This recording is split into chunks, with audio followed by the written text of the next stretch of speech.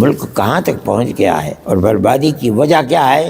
انہیں کیا معلوم ہے کہ مسلمان نے ملک کی آزادی کے لیے کیا قربانی دی ہے؟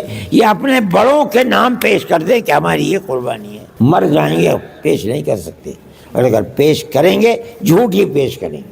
دارالعلوم اپنے اس مقصد کے اندر ابھی بھی کامیاب ہے۔ جو لوگ آپ کو کام کرتے نظر آئیں گے، چاہے تعلیمی اعتبار سے، چاہے باطل کے گھروندے کو توڑنے کے لیے، دارالعلوم دیوبندی کے لوگ آپ کو ملیں گے، بلا واسطہ ہوں یا بالواسطہ ہوں۔ جہاں بربادی اور تباہی آتی ہے، کام کرنے والے لوگ یہی ملیں گے۔ لیکن یہ افسوس کی بات ہے کہ وہ مدرسے جن کی اینٹ اور پتھر رکھا گیا تھا آزادی وطن کی مجاہدین کے لیے، انہی کی بنیادوں کو اکھاڑ کر پھینکنے کے لیے گورنمنٹ اپنی جگہ پر تیار ہے۔ دارالعلوم جس کی بنیاد ملک کی آزادی کے لیے مجاہد پیدا کرنے کے لیے رکھی گئی تھی، اور انہوں نے مجاہد پیدا کیے۔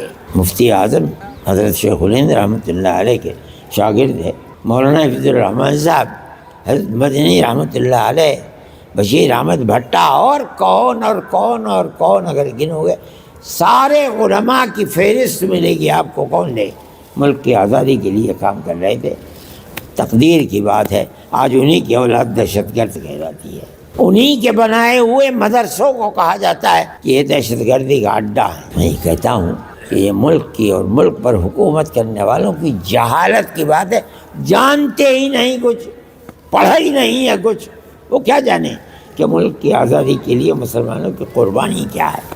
آپ کی قربانی یہ ہے، آپ اپنے اکابر کی تاریخ کو پڑھیے، ڈھونڈیے کتابیں، انہوں نے کیا کیا اور کیسے کیا، ان تمام چیزوں کو دیکھیے۔ میں یہ نہیں کہتا ہوں کہ کسی نے کچھ نہیں کیا ہوگا لوگوں نے، لیکن اخلاف جو بعد میں آنے والے لوگ ہیں، اگر مسلمان ہے تو سب سے پہلے مسلمانوں کی قربانی کو آزادی کے اندر جو پیش ہوئی ہے اسے پیش کرے گا۔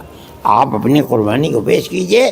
کون مائی کا لال ہے جو اپنے بزرگوں کی قربانی کو ہم پیش کر سکتے ہیں؟ اس لیے کہ ہمارا جہاد آزادی سن 1803 سے چلا ہے اور سن 1947 میں جا کر کے ختم ہوا ہے۔ ہم جانتے ہیں اس کو 150 سال تقریباً۔ یہ آپ کی تاریخ ہے، آپ کے بزرگوں کی تاریخ ہے، آپ اس کو نہیں سمجھتے ہیں۔ میں کہتا ہوں سمجھنا چاہیے، پڑھنا چاہیے، تاکہ آپ کے دل کے اندر حوصلہ اور قدر پیدا ہوگی آپ کے بزرگوں نے کیا کیا ہے ملک کے لیے، قربانی کیا دی ہے۔ لیکن میرے بھائی زمانہ بدل گیا، اب جو لوگ ہیں وہ ملک کو، وہ پرانی تاریخ جو مسلمان کی تاریخ تھی، ہر تاریخ کو مٹا رہے ہیں۔ نصاب تعلیم کے اندر اپنی سچی جھوٹی تاریخ کو لوگوں گرا کر رکھ رہے ہیں، اور وہ سچی تاریخ جو مسلمانوں کی آزادی وطن کی تاریخ، اس تاریخ کو آگ لگا رہے ہیں۔ آپ حضرات کو پڑھنا چاہیے، اس طرح کی کتابوں کو تلاش کر کے ان کتابوں کو پڑھنا چاہیے، اپنے آباء و اجداد اور اساتذہ کے اساتذہ کی تاریخ کو پڑھنا چاہیے۔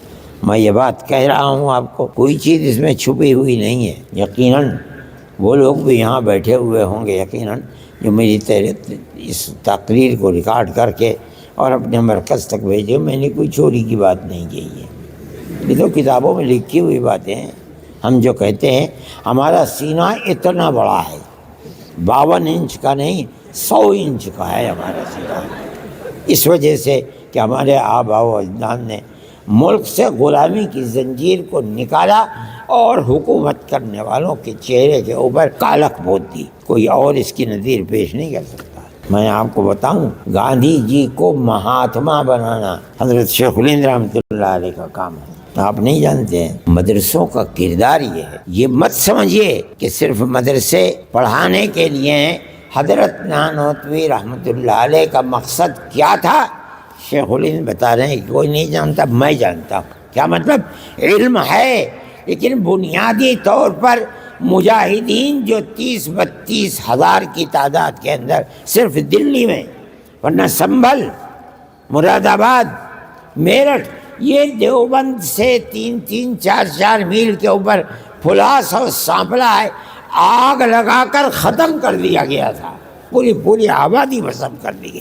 دیکھیے علماء کے ساتھ تھے، اس تاریخ کو کوئی جانتا ہی نہیں ہے، نہ آپ لوگ پڑھتے ہیں نہ آپ لوگ جانتے۔ لیکن جانیے ملک کے اندر ہمارا یہ کردار تھا، اور ملک کی آزادی کے بعد آپ دیکھیے ہمارا مقصد صرف ملک کو آزاد کرنا تھا، اس کے سوا کوئی اور مقصد نہیں تھا۔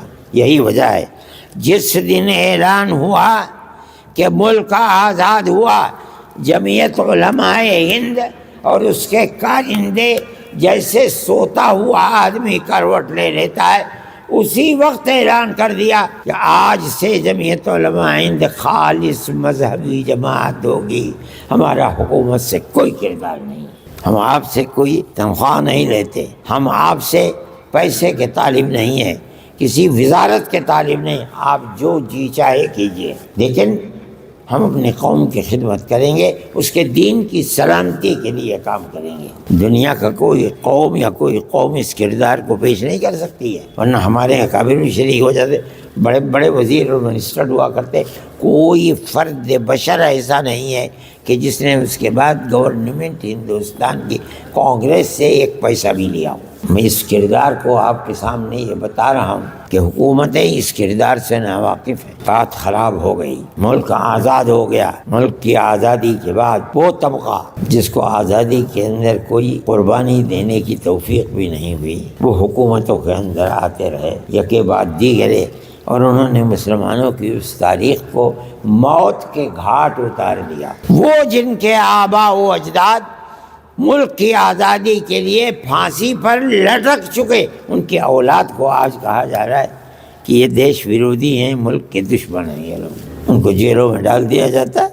ابھی آپ نے کل پرسوں اخبار میں دیکھا ہوگا کہ جی یہی بنیاد تھی، لیکن ثبوت نہیں پیش کر سکے، حالانکہ ثبوت ہونا چاہیے، ثبوت نہیں پیش کرے کبھی ہائی کورٹ ورنہ سپریم کورٹ نے آزاد کر دیتا ہے کہ کوئی ثبوت مہیا نہیں ہوا، چلے جائیے۔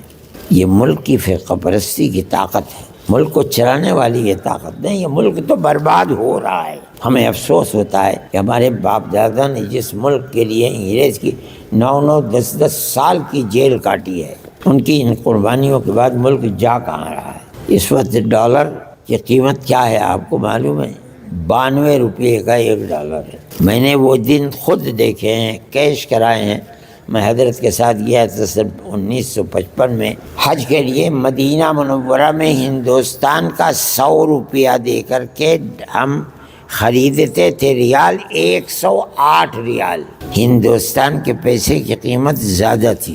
آج کی صورت یہ ہے کہ 26-27 روپے کا یا 25 سے زائد کا ایک ریال ہے۔ کیا قیمت ہے؟ آپ کسی کو 100 روپیہ دیجئے کہ اس کے ریال دے دو، پھینک دیتا ہے، اٹھا کے لے جاؤ۔